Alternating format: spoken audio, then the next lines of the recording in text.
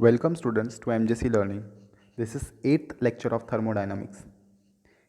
In previous lecture, we discussed about Carnot cycles. Now in this lecture, this is the last topic, which is Stirling cycle or Stirling engine. So Stirling engine is a closed thermodynamics cycle, or Stirling cycle is a closed thermodynamic cycle. Here closed means there won't be an inlet or outlet for fuel or exhaust. Second is working substance is air, helium, hydrogen or nitrogen, that is gas. All processes are reversible. Processes are isothermal and isochoric.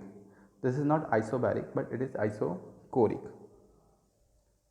Next is, as you can see in the PV diagram, there is a cycle A, B, C, D, A.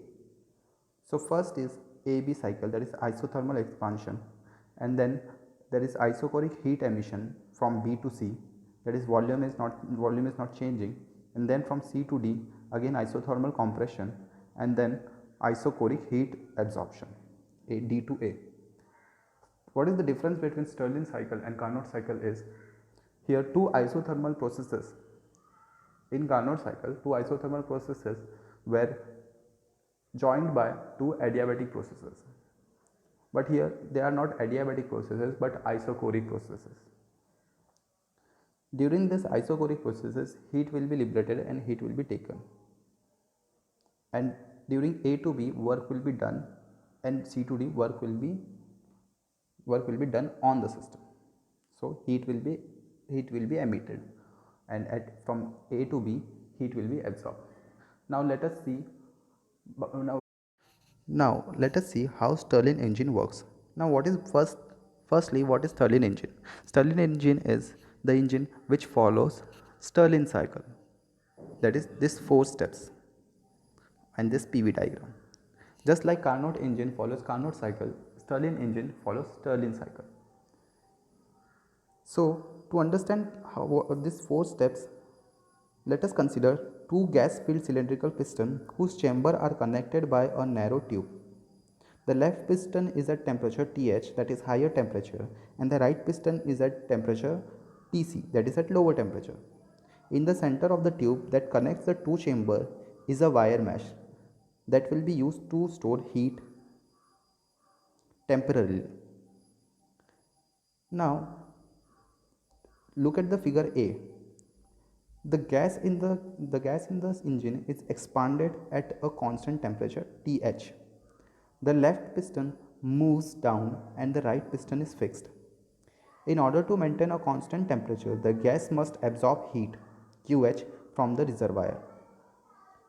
Next is state B, that is 2 to 3. At constant volume V2, the temperature of the gas is reduced from Th to Tc. The left piston is compressed and the right piston expanded so that the total volume remains fixed. The hot gas is forced from the left chamber to the right chamber. As the gas passes through the narrow tube, it delivers heat Q to the wire mesh. The previous step, that is from 1 to 2 was an isothermal process. Next 2 to 3 is a isochoric process where volume is kept constant. Next is from 3 to 4, that is state 3 to 4. The gas is compressed at constant temperature Tc. The right piston is compressed and the left piston is fixed. To maintain a constant temperature, the gas is releases heat Qc to the thermal reservoir at Tc. That is isothermal compression. Last diagram is 4 to 1. At constant volume V1, the temperature of the gas is increased from Tc to Th. The left piston is expanded and the right piston compressed so that the total volume remains fixed. The cold gas is forced from the right chamber to the left chamber. As the gas passes through the narrow tube, it recovers the heat Q stored in a hot wire mesh. So here wire mesh is acting like a heat storer. So in first step it was isothermal expansion In step B it was isocoric heat emission. Heat emit कहाँ पे हुई है? Wire mesh पे heat emit हुई है. फिर उसके बाद में third step is isothermal compression, and the last step is where again isochoric heat absorption, where heat is again absorbed by this wire mesh. So we will be not asking you how Stirling engine works, but you should be able to understand that what are the processes involved in Stirling cycle. So your syllabus only includes Stirling cycle. So Stirling cycle is this Stirling cycle PV diagram is this. It involves 4 steps: isothermal expansion, where temperature is kept constant, so heat is absorbed from the surrounding. Second is isocoric heat emission, where heat is given out, emitted, and then again isothermal compression from C to D, and isocoric heat absorption, where heat is absorbed again from the wire mesh. Next is sums. So our first sum is a gas contained in a cylinder fitted with a frictionless piston expands against a constant external pressure of 1 atmosphere from a volume of 5 liters to volume of 10 liters. In doing so, it absorbs 400 joules of thermal energy from its surrounding. Determine the change in internal energy of the system. Now first of all, it is based on first law of thermodynamics. So you should be able to remember that formula, delta Q is equal to delta U plus delta W. So this is the one of the most basic formula you have to remember right now. Next is, here volume is changing at constant pressure. So here process is involved is isobaric process. So in isobaric process, work done will be given by P integration of dV from initial volume to final volume. So if you know work done, if you know energy supplied, that is 400 joules, then you can find internal energy, that is Q is given, W is given, you have to find U. So I have done it in the similar way. Pressure at constant, pressure is constant, that is 1 atmosphere. Initial volume is 5 liter, final volume is 10 liters. Heat supplied is 400 joules. This is my first law of thermodynamics. Delta Q is equal to delta U plus delta W. So for that you have to find first W or delta W, work done in during this process. So it will be nothing but it will be here, it is written, I have converted 1 liter to 10 raised to minus 3 meter cube because we have to convert all in SI units. 1 atmosphere is equal to 101325 Pascal, or you can write a 101.325 into 10 raised to 3.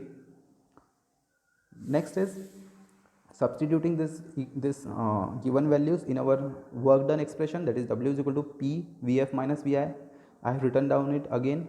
So your answer get is 506.625 joules. So here work done, you know the work done, you know the energy supplied. So delta Q minus delta W. Now here W, work done, is positive or negative. So here volume is increasing from 5 liter to 10 liter. So definitely your work done will be positive. So your work done is positive, therefore minus sign will be there. Work done is positive, so the minus sign will not affect work done. So your answer comes, the total internal energy will be, that is magnitude of total internal energy will be 625 joules by subtracting it.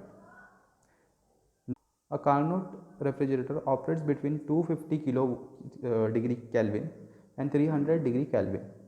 Calculate its coefficient of performance. Here direct formula will be used, QC upon QW. QC is temperature of colder reservoir. So here colder reservoir is 250 degree Kelvin.